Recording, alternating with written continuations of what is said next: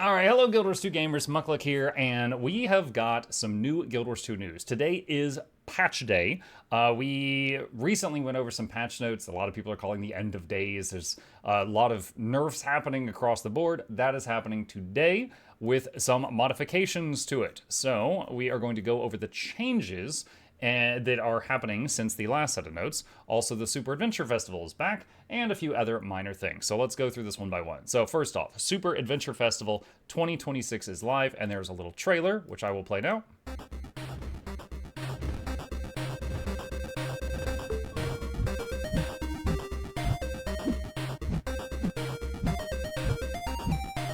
So if you've never seen SAB before, it's like an 8-bit thing.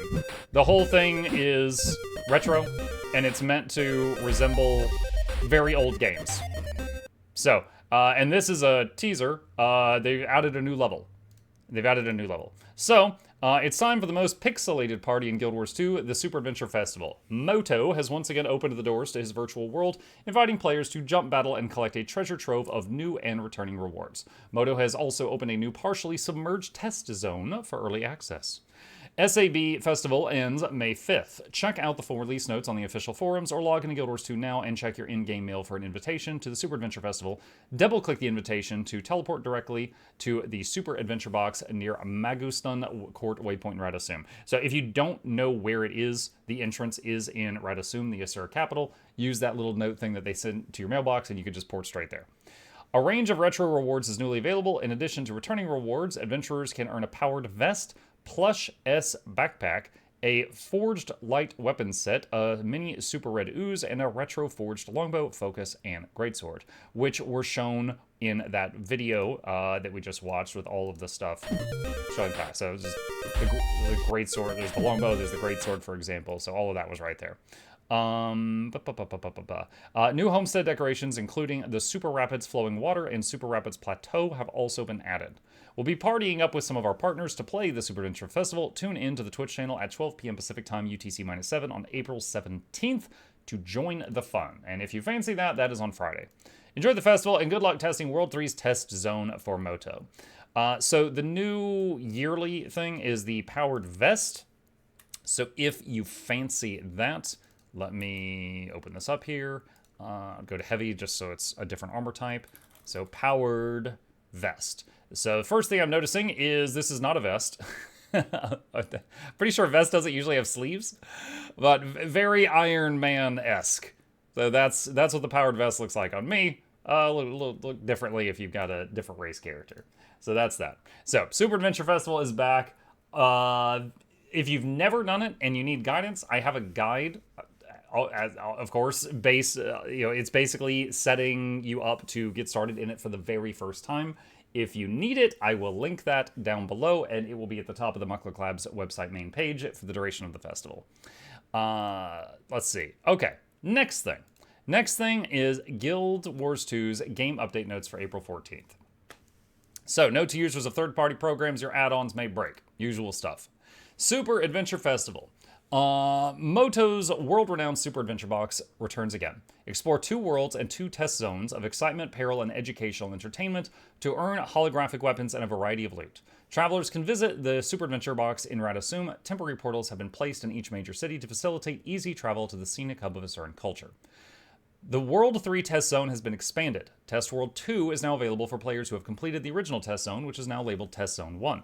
Delve deeper into the watery caverns and explore ancient ruins. Moto reminds players that the test zones are presented as is for the enjoyment and education of progeny and will be improved upon in later releases. Complete the festival's meta achievement, the annual Super Adventure Box Nostalgia, to earn the new Powered Vest armor. Last year's reward, Powered Boots, is now available from the Super Adventure Box traders. Also, a note on the traders, there is some pretty good stuff there, even for people who don't care much about the festival. There is some things there, such as the Tyrian exchange vouchers, which you can use to get various dungeon currencies, which can make certain legendary projects a lot easier without making you grind dungeons. Things like that. So it's worth taking a look at them to see if there's anything there that you'd be interested in, grabbing for while the festival's there. And many of the stuff on those merchants is either daily you can purchase it or weekly you can purchase it. The new Forge Light weapon set is available, reprised from the Retro Classic Hard Light weapon set. You'll receive your choice of a weapon by progressing SAB Nostalgia meta, and you can earn additional choices through the weekly SAB achievements. The Super Rainbow Cloud weapon set is now available from the weekly Super Adventure Box vendors. So, Super Rainbow Cloud. Let's visit that briefly. Super Rainbow Cloud. Weapon only. Okay. A little winky face as it kills you. All right. Sword, hammer, longbow. I feel like I remember these. I feel like these might have already been in the game, but we've come this far. Axe, dagger, greatsword, mace, rifle, scepter, staff, focus. This one, oh my god, it spins. I misclicked there. Torch, warhorn, shield, and spear. There we go. That's ugly. It is not for black. Okay. Everyone's other favorite dragon, Plush S, is now available in backpack form from SAB vendors. Backpack. So, armor, plush S. Oh, hold on, stowed. There it is. Looks like just a seahorse when it's like that. There you go. All right. New weapons have been added to the Retro Forge series. You can purchase these weapons directly from a festival vendor or find them as rare drops in super loot bags. So we're going to go here and search Retro Forge. So some of these are already in the game and some of these are new. Sword, hammer, longbow, shortbow, axe, dagger, and so the speed lines, that's how you know it's going fast. Great sword, mace, pistol, rifle, scepter, focus, which is like a big punchy hand. And it's like the toy Hulk hands that you just punch with. Torch, spear, harpoon gun, and trident. Good God, that is a large trident. Is that the largest trident in the game? What the heck? One, it doesn't go to the ground, but he holds it like it does. And two, what the hell? Like, you could flip pancakes with that thing. Okay. And back to the notes. The Super Adventure Box themed guild decorations have been added. Turn your hull into the mountainous riverside getaway of your dreams. Super Bridge Plank, Super Rapids Flowing Water, Super Rapids Pillar, Super Rapids Plateau, and Plush S. Super Adventure Box music can be unlocked for your homestead. Your first completion of each zone will have a chance to drop a soundtrack single featuring music from the Super Adventure Box. These records can be purchased from festival vendors or traded with other players. Special objectives are available in the Wizard's Vault to earn extra astral acclaim as you enjoy the festival. So for those who are interested in that, if I pop over to the Wizard's Vault, go to Special, what have we got? Annual World 2, Annual World 1, Annual Nostalgia. Okay, so there's, I think it's mainly these here. So there's like 600 points you can earn from that if you fancy it. A number of Super Adventure Box related bugs have been fixed to ensure a safe education for all heroes. Continues until May 5th. That is 3 weeks. You've got 3 weeks to enjoy it.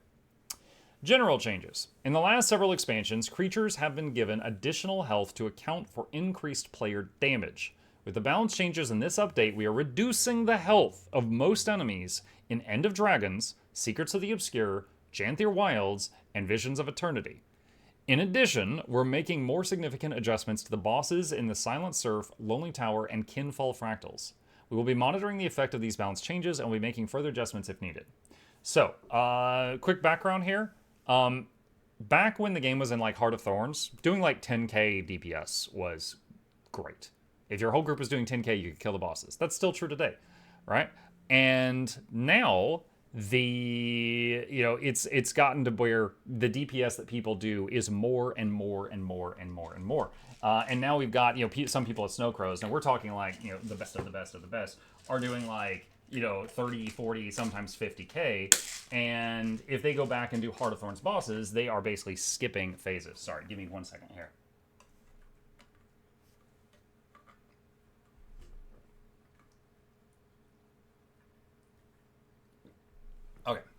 Apologies, have to do that on a timer. It's for the voice issue I've been having recently. Okay. With that, we've basically been having power creep. So we've been having power creep, and people's damage keeps getting higher and higher and higher. And honestly, they should have addressed this ages ago, but it's good that they're somewhat addressing it now. The issue, for anyone who has not seen my videos on the news recently, is if they were to just say, okay, you guys are killing the older bosses way too fast, we're nerfing all player damage by 15%, which is not enough, but that's roughly what they're doing. If they just do that, then some of the newer bosses that they made with people doing like 50k DPS in mind will become impossible, right? So if they nerf everyone, newer bosses become impossible. If they buff everyone, all of them becomes a joke. So that's kind of the situation right now. What they're doing is, they're nerfing a lot of builds, which we already covered most of that in the last news video. And they're also nerfing the health of all the expansions that came out after they started balancing around those insane builds. So things like, challenge mode Greer, challenge mode Harvest Temple, legendary challenge mode Ceres. Like, these are fights that if they nerf the top end damage of a lot of builds, they could potentially become impossible to complete. So they have to address that as well. Okay, continuing on. Updated the text in Wizard's Vault container previews to avoid covering the button used to close the window.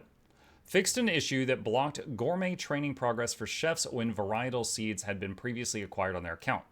Fixed an issue that could rarely cause players to only receive 3 daily Wizard's Vault objectives in addition to the login objective. Updated the text in the first time pop-up for fashion templates to better reflect the current system functionality. And a reminder that fashion templates, they are still working on adding back the old features while still keeping all the new features. And that is coming down the pipeline. Open world general changes reduce the enemy difficulty and decrease the speed of inquest success in defeat the inquest to prevent them from capturing the late energy coalescence events. Dungeons changes. Updated the corrosive light globe puzzles in the ruined city of a raw dungeon to allow players to throw corrosive light directly into the globe. Raid changes. A new vendor is added to the Lion's Arch Aerodrome that contains rewards from raid encounters that were previously only accessible in the raid encounter hubs. This vendor includes an option to convert Blue Prophet crystals, which are from strike missions, or old strike missions, to magnetite shards. Salvaging ascended rewards from raid encounters can now yield magnetite shards, bringing the results in line to those with the raid wing rewards. Okay, so if you are doing a raid encounter, something that used to be a strike mission, and you get a rare drop that's an ascended item and you salvage it, you can get magnetite shards from the salvage, which is the raid currency to buy stuff from the raid vendors. And that is something that was already in effect for the original raid bosses, but now they've extended it to the raid encounter bosses. Removed the encounter timer from Greer the Blightbringer in Mount Burial raid encounters. Thank God! Normal mode and challenge mode. We will continue to monitor their encounter following the balance adjustment. So, real quick history here. Greer, very challenging. I kind of want to say annoying, but it depends on who you ask. But it's a very challenging encounter in Mount Balrior. He corrupts boons constantly, which is, and then that's just not even talking about the whole rest of his fight. That alone makes him quite challenging. When they added the challenge mode of Greer, they also added a timer to normal mode. And no one really knew if that was on purpose or not. Like, did you mean to do this? Because they didn't mention it in the patch notes. They just did it, and then they never talked about it. Kind of like Mechanist not having an underwater robot. They just never talked about it, and they just hope that we forget. We didn't. So, with this, they're finally removing that timer. And honestly, as someone that doesn't really fight Greer often because I find him annoying, I'm still happy about this because I've heard so many people complain about this. There's also a lot of running. Yeah, true. There's a lot of movement on that fight also. Timers for the down and out achievements have been increased. World v World, waypoints were previously changed to allow to always activate at objective upgrade tier 0 in keeps captured by home team. They will now activate at objective upgrade tier 0 in keeps captured by their spawn team. The Alpine Borderlands and Desert Borderlands garrisons are considered spawn keeps for the home team on those maps. Keep and castle objectives will now stay contested while any inner gates and walls are destroyed. PvP. Piyush has been added to the monthly variety tournament rotation. The Piyush tournament, the first Piyush tournament will occur on May 9th. Yo. Oh, you know what? I look forward to seeing like Teapot or someone cast that. Because push encourages a lot more team fighting rather than people running around like on their own and doing like assassinations and stuff like that. I would very much like to see what the best of the best do there. Fixed an issue that prevented the lock skills setting in custom arenas from properly locking all skills. Profession skills below are additions and changes to the balance preview notes we previously shared.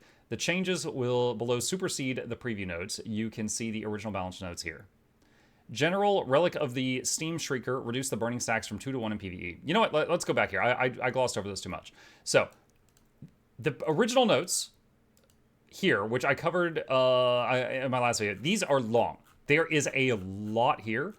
I am not reading all this again today. There's a lot here. If you want to see them, there will be a link, and it's right here. So, like, if you go to this news post, it's right here. But I will, include a link in the description under the video if you're watching this on YouTube later.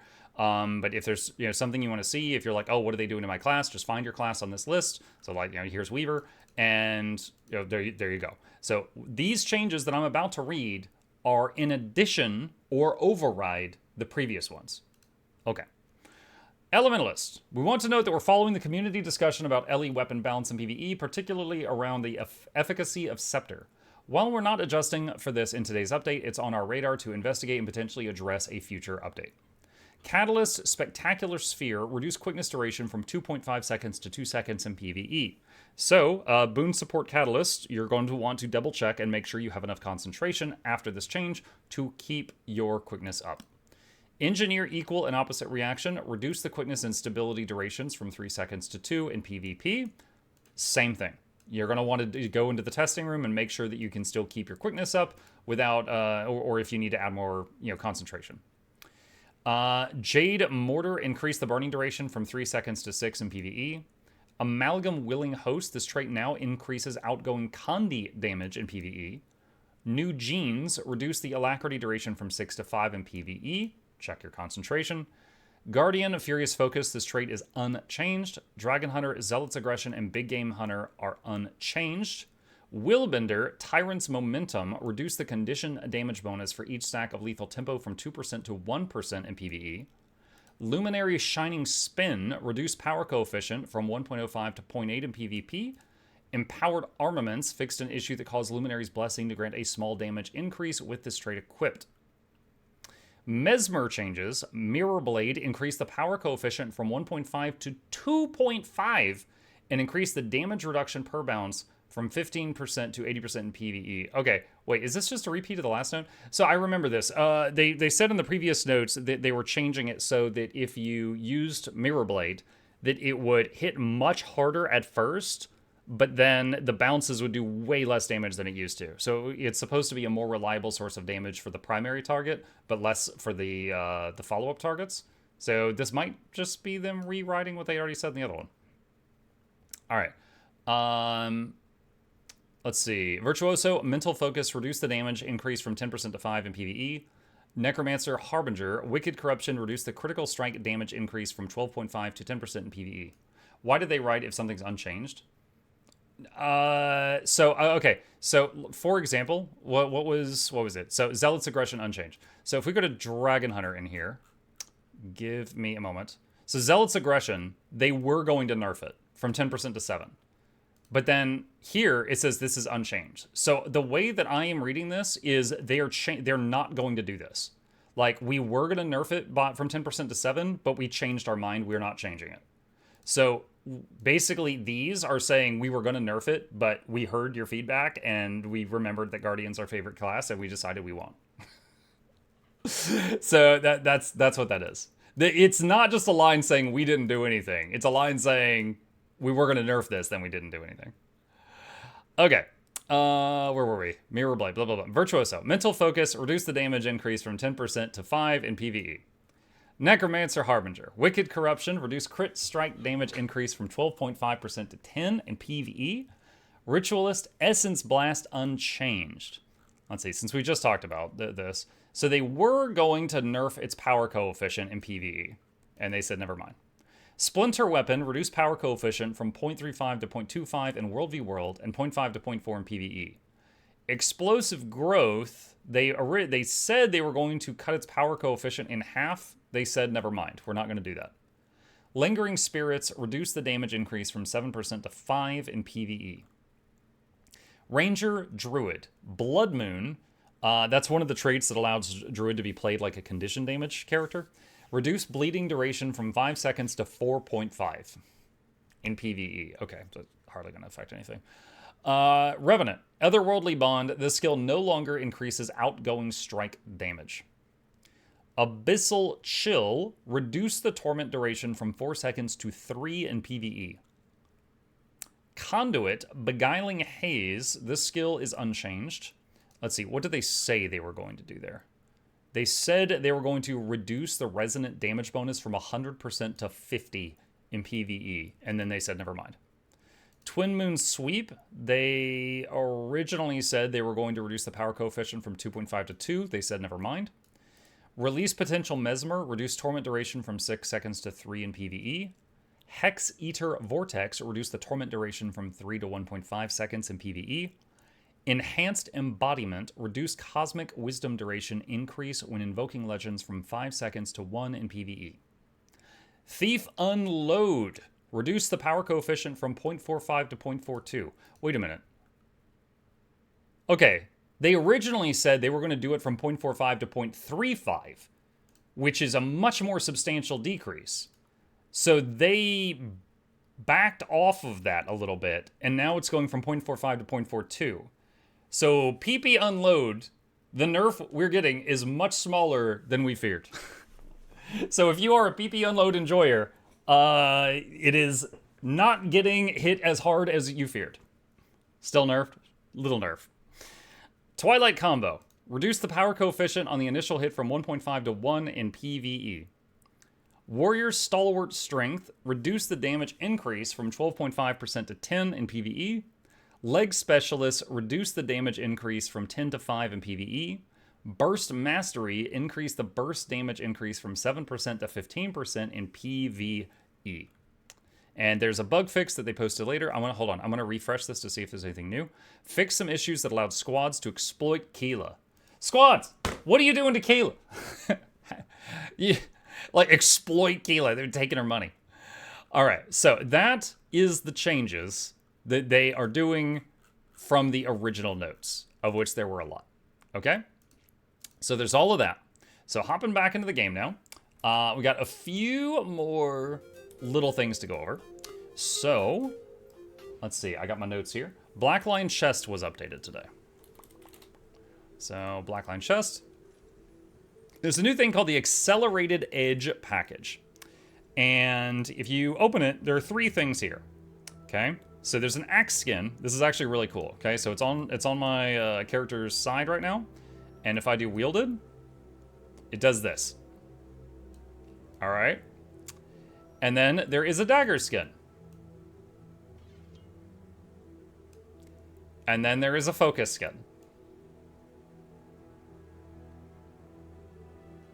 So if you're wielding a couple of these in PvP, people will not know what weapon you're using until you hit them.